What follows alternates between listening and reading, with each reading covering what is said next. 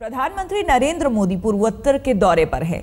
दौरे का आज दूसरा दिन है। पहले दिन प्रधानमंत्री ने मीडिया को नसीहत दी तो दूसरे दिन यानी कि आज डीजी कॉन्फ्रेंस में पहुंचकर उन्होंने पुलिस को भी स्मार्ट होने की सीख दी। दो तस्वीरें आप देख सकते हैं जिसमें प्रधानमंत्री नरेंद्र मोदी ने पहले मीडिया को सीख दी और उसके बाद नसीहत दी एक तरीके से पहले दिन, और दूसरे दिन यानी कि आज जब डीजी कॉन्फ्रेंस थी तो उसमें पुलिस को स्मार्ट होने का मंत्र दिया।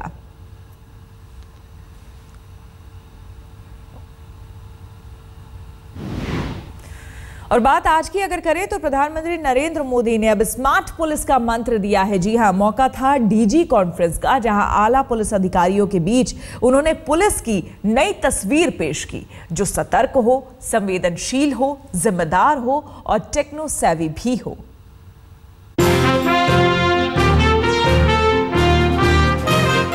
स्मार्ट पुलिस का मेरे मन में कंसेप्ट है। Smart policing, smart police, smart police बेड़ा। राजधानी दिल्ली में होती आई डीजी कॉन्फ्रेंस का मंच पहली बार गुवाहाटी में सजा था। प्रधानमंत्री नरेंद्र मोदी पहली बार देश के आला पुलिस अधिकारियों के बीच थे। पहली बार वो डीजी कॉन्फ्रेंस में शरीक हो रहे थे। पहली बार गृह मंत्री के साथ पूर्वोत्तर के सभी मुख्यमंत्रियों के साथ थे। इस खास मौके पर प्रधानमंत्री ने खास मंत्र भी दिए। ये मोदी मंत्र देश की पुलिस के लिए थे जिन्हें वो स्मार्ट पुलिस की शक्ल देना चाहते हैं।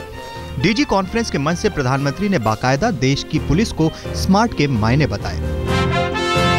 उन्होंने कहा कि एस का मतलब स्ट्रिक्ट और सेंसिबल है, इसी तरह एम के मायने हैं मॉरल और मोबिलिटी, ए का मतलब अलर्ट और अकाउंटेबल, आर का मतलब रिलायबल और रिस्पॉन्सिव, जबकि उन्होंने टी का मतलब टेक्नो सेवी और ट्रेंड बताया। हर पुलिस थाने की अपनी वेबसाइट हो, पुलिस थाने की वेबसाइट, और वो पुलिस थाना उस पुलिस थाने में उस वीक में जो अच्छी से अच्छी समाज के सेवा की कोई गतिविधि हुई हो, कोई दुखी आया उसको बहुत अच्छे ढंग से ट्रीट किया है, किसी का बहुत नुकसान होना था पुलिस पहुंच करके बचा लिया, मदद कर ली। हजारों घटनाएं कम नहीं है जी। क्या पुलिस थाने की अपनी वेबसाइट हो और हर हफ्ता एक सच्ची एंड 100% सच्ची होनी चाहिए पॉजिटिव स्टोरी हम ऑनलाइन रखें। प्रधानमंत्री ने देश के पुलिस लीडर्स के सामने चाणक्य नीति का ज्ञान भी दिया और गुप्तचर तंत्र की अहमियत पर जोर डाला। प्रधानमंत्री ने कहा कि अगर गुप्तचर अच्छा हो तो शस्त्र की जरूरत ही नहीं है। जिस व्यवस्था के पास उत्तम प्रकार की गुप्तचर व्यवस्था होती है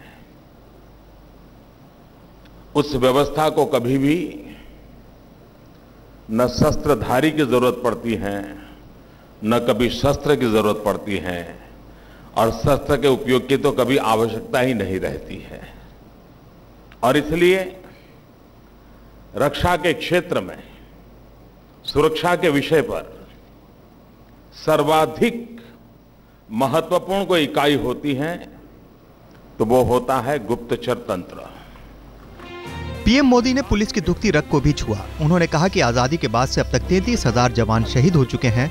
उनकी विरासत को जिंदा रखने की जरूरत है ताकि उनसे प्रेरणा ली जा सके। प्रधानमंत्री ने ये कहकर पुलिस वालों का दिल जीतने की कोशिश भी की कि पुलिस वालों की जिंदगी सबसे ज्यादा तनावपूर्ण होती है। मैं जानता हूं सबसे ज्यादा तनाव मुक्त अगर तनाव भरी जिंदगी किसी की है तो पुलिस बेड़े की है।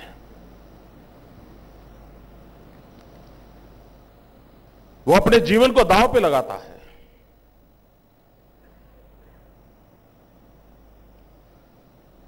अगर उसके परिवार में सुख और संतोष शांति नहीं होगा तो वो ड्यूटी नहीं कर पाएगा।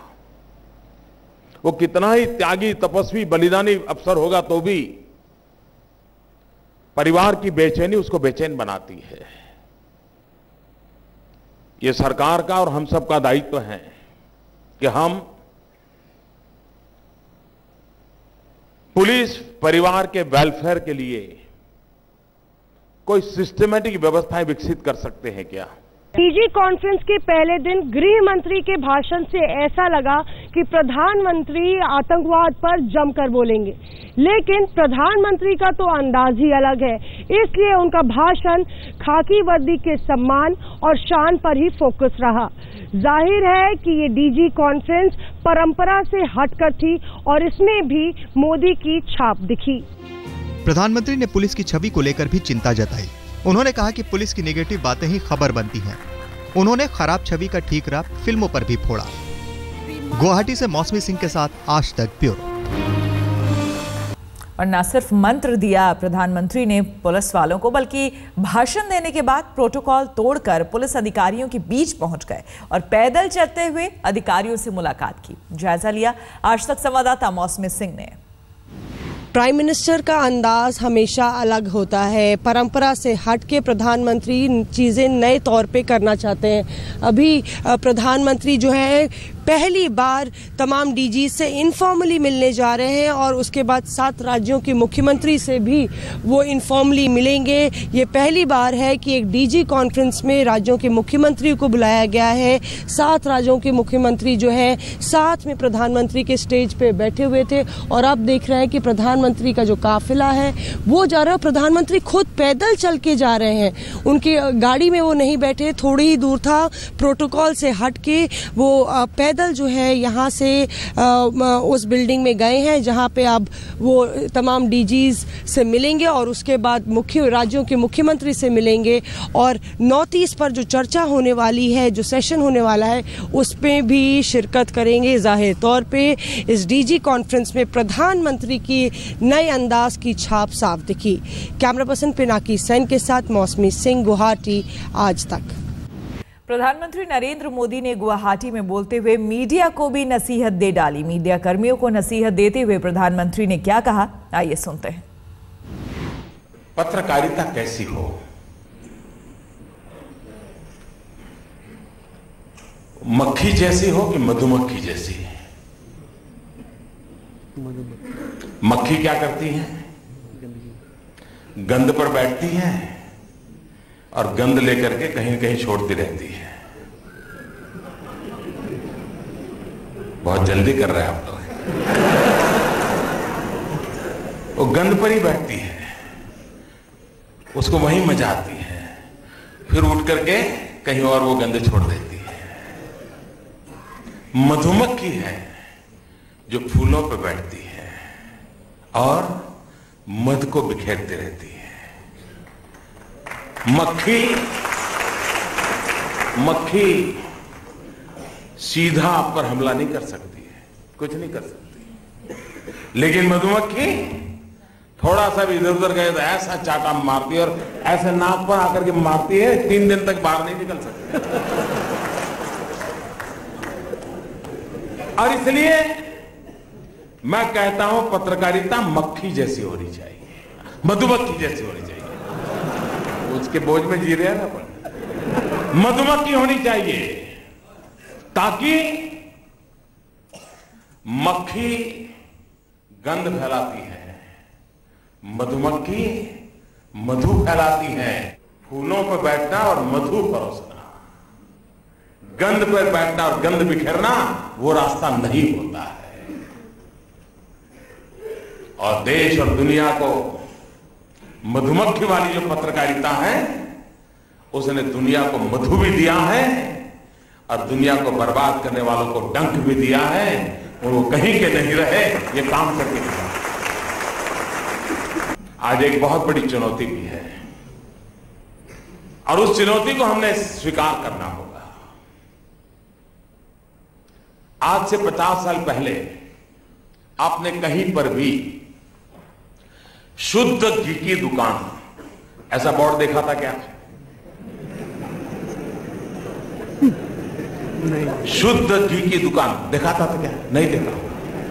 50 साल पहले आपने कभी नहीं देखा होगा। आज लगा होता है यहां शुद्ध की बिकता है। क्यों? क्योंकि कहीं और गड़बड़ होती है। पहली बार मैं देख रहा हूं कि आजकल मीडिया में, मीडिया के प्रमोशन के लिए आता है सच्ची खबर, सबसे तेज खबर, सबसे पहली खबर, मतलब कुछ तो गड़बड़ है।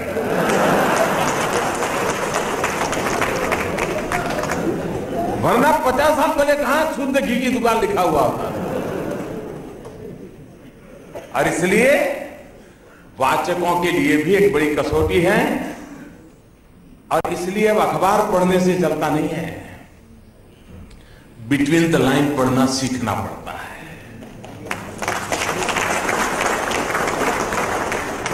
मैं उस अखबार को ज्यादा भरोसा करता हूं जो अखबार में कम से कम यह बात हो कि विश्वस्त सूत्रों से पता चला है कि जिस अखबार में 25 जगह पर ऐसा आता है कि विश्वस्त सूत्र, तो समझ लीजिए गड़बड़ है ना। लेकिन जो अखबार खुद जिम्मेवारी लेता है, हाँ हम क्या, हमारे पास जानकारी है, ये हुआ है, तो समझना को अखबार में ताकत है। लेकिन वो जो किसी और को टोपी पहना देता है, तो समझ लीजिए वो गड़बड़ कर रहा है। अब कम से कम इतने लोग तो जब अखबार पढ़ेंगे तो देखिए कि अखबार की खबर कितनी है, विश्वस्त सूत्रों की कितनी है। हम ये विश्वस्त सूत्रों से बाहर निकल करके विश्वास के माहौल की ओर कैसे बढ़े, ये बहुत बड़ी चुनौती, और चुनौती को मीडिया के लोग स्वीकार करने के मुझे पूरा विश्वास है।